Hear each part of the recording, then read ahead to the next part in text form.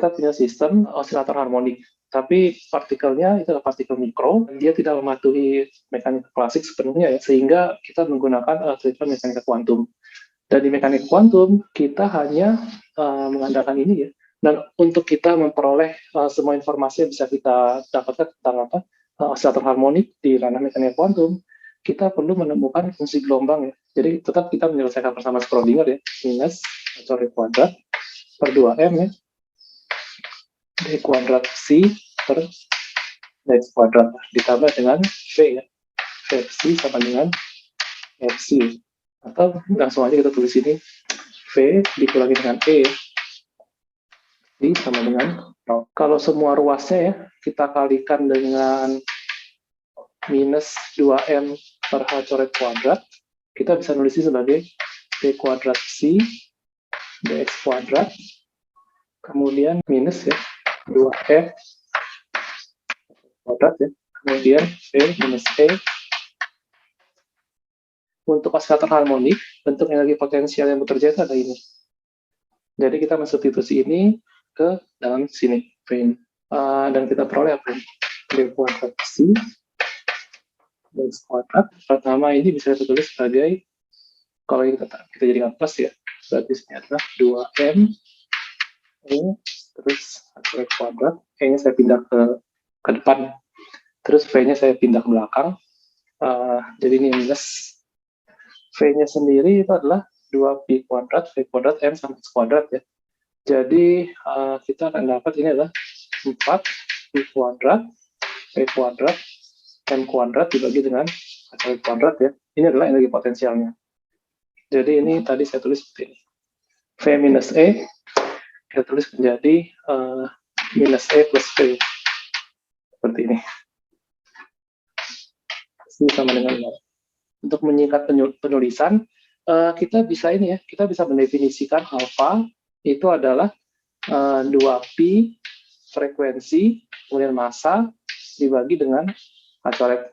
Sehingga nanti ini semua bisa kita singkat menjadi alfa kuadrat ya. Hanya untuk menghemat penulisan. Ada yang ketinggalan nih, sorry, x kuadrat sini ketinggalan ya, x kuadratnya dari sini, x kuadratnya ketinggalan nih. Jadi ini ditulis sebagai alfa kuadrat kemudian x kuadrat. Sekarang kita akan berhadapan dengan persamaan diferensial order 2 juga, hanya saja koefisien itu nggak konstan. Karena koefisiennya itu mengandung x kuadrat. Jadi koefisien itu berubah dengan nilai x. Nah, ini kita tidak bisa menyelesaikan persamaan diferensial order 2 ini dengan cara biasa ya. Seperti yang kita lakukan sebelumnya dengan partikel dalam ruang satu dimensi ya. Jadi yang paling mudah mungkin kita mulai dengan mengasumsikan bahwa penyelesaiannya adalah memiliki bentuk eksponensial minus alfa x kuadrat bagi 2 dikalikan dengan suatu fungsi fx. Nah, biasanya mereka yang terlatih dengan menyelesaikan persamaan diferensial ya dari berbagai macam bentuknya, itu bisa memformulasikan, mengambil asumsi yang memudahkan penyelesaian. Dan ini sudah asumsi yang teruji ya. Asumsi bahwa penyelesaian dari persamaan diferensial ini memiliki bentuk eksponensial dikalikan dengan suatu fx ya. Kita perlu mencari tahu dulu apa turunan pertama si yang bentuknya seperti ini terhadap x, atau ini kita sebut juga sebagai si aksen ya. Kita perlu menurunkan ini ada 2 ya, jadi kita akan menggunakan u sama v ya. Jadi u aksen v ditambah dengan v aksen u ya. Nah, turunan yang pertama u aksen itu dari sini ya, ini diturunkan, kita dapat ini adalah minus alpha x ya, minus alpha x, terus eksponensial dari minus alpha x kuadrat bagi 2, terus ini dikalikan dengan fx, saya singkat f aja ya. Nah, kemudian yang sebelah kanan ditambah dengan ini minus alpha x kuadrat per 2, kemudian f-nya diturunkan, f aksen. Kita belum tahu ya f ini apa ya. Kita masih mengasumsikan ya sebuah fungsi x, itu aja. Ini bisa kita keluarkan ya eksponensialnya, eksponensial minus alpha x kuadrat per 2 dalam kurung ya. Dalam kurung berarti ini adalah minus alpha x f ditambah dengan aksen. Ini turunan pertamanya. Nah, kalau kita turunkan sekali lagi, ini adalah U-nya, terus ini adalah V-nya ya. Turunan kedua ya, berarti ini ya, tambahin dulu, minus alpha x dari eksponensial minus alpha x kuadrat per 2, dikalikan dengan ini semua ya, minus alpha x f ditambah dengan f aksen. Nah, kemudian jadi ini adalah U aksen V. U aksen V, turunan ini U aksen dikalikan dengan V. Nah, kemudian berikutnya adalah ditambah dengan U dikalikan dengan V aksen. U-nya sendiri adalah eksponensial minus alpha x kuadrat per 2. Kemudian V aksennya, term yang ini ya, term yang ini diturunkan menjadi, pertama ini, alpha x sama f. F ini juga adalah fungsi x ya, jangan lupa f ini adalah fungsi x. Jadi ini juga kita harus pakai U sama V ini. U sama V. Jadi pertama ini minus alpha dikalikan dengan f dulu, terus ditambah dengan kurangi alpha x aksen. Kemudian yang sebelah kanan diturunkan f double aksen. Dan turunan kedua dari opsi ini bisa kita sederhanakan kayak tulisannya ya. Pertama, eksponensial dari minus alpha x kuadrat per 2 ini jelas bisa dikeluarkan.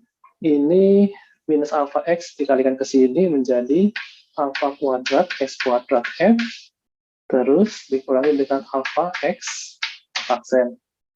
Kemudian dikurangi dengan alpha f, dikurangi dengan alpha x f aksen ditambah dengan f double aksen. Ini alpha xf sama alpha xf ini bisa digabung ya, menjadi dua kali ya. Jadi ini dua kali alpha x sama aksen. Ini hilang. Nah, ini adalah turunan kedua dari psi ya. Dengan kata lain adalah d kuadrat psi dx kuadrat. Ini kita substitusi di dalam sini ya. Kita substitusi di dalam sini. Kemudian psi ini kita substitusi di dalam sini. Persamaan awal. Saya pindah dulu ya. Eksponensial dari minus alpha x kuadrat 2 fx ya, atau f ya. Nah, ini kita substitusi sini.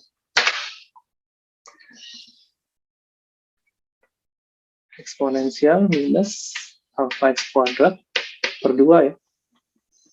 Terus ini alpha kuadrat x kuadrat. Coba saya urutkan lagi supaya f double aksen di depan. F double aksen di depan. Ini dari persamaan Schrödinger ya. Kita mengasumsikan bahwa psi itu adalah bentuknya seperti ini. Kemudian kita coba masukkan kembali supaya persamaan Schrödinger-nya itu kita lihat bentuknya jadi seperti apa. Harusnya lebih sederhana ya, karena dengan asumsi. Tujuannya kita mengasumsikan ini kan supaya penyelesaiannya lebih sederhana. Let's see. F double aksen di depan ya. Terus minus 2 alpha x sama f aksennya berikutnya. Terus ini alpha kuadrat x kuadrat sama f berikutnya dikurangkan alpha dikalikan f ya. Ini yang sebelah ini. Yang turunan kedua dari x. Kemudian ditambah dengan nah ini 2n dibagi dengan cari kuadrat. Kemudian dikurangi dengan alpha kuadrat x kuadrat, terus dikalikan dengan eksponensial minus alpha x kuadrat per 2 fx ya, sama dengan 0. Kita bisa mengalihkan ya ruas kiri sama ruas kanan, dikalikan dengan ini ya, eksponensial alpha x kuadrat per 2 ya, ruas kiri sama ruas kanan. Tujuannya adalah untuk menghilangkan ini. Kalau f-nya ini kita masukkan ke sini, ini berarti kita punya ini alpha kuadrat x kuadrat f. Di sini ada alpha ya. Alpha sih, maaf. Kan ini dimasukkan f tadi. F ya. Alpha kuadrat x kuadrat f. Ini bisa dihilangkan. Dua faktor ini bisa dihilangkan. Jadi yang tertinggal adalah f double aksen f. Ini ya. F double aksen ini, kemudian 2 alpha x f aksen dikurangi dengan alpha f ini nggak bisa hilang ya. Alpha f ini nggak bisa hilang. Jadinya kita harus bertahan dengan 2M dibagi dengan coret kuadrat ya. Kemudian minus alfa dikalikan F sama dengan 0. Nah, persamaan Schrödinger tereduksi jadi seperti ini. Tetap saja ya, persamaan diferensial yang kita peroleh ini masih membentuknya terlihat lebih sederhana, tapi tetap saja koefisiennya itu adalah koefisien yang bukan konstan. Jadi koefisiennya masih mengandung variabel X ya. Jadi kita harus menggunakan metode lain ya untuk memperoleh penyelesaian dari persamaan Schrödinger ini.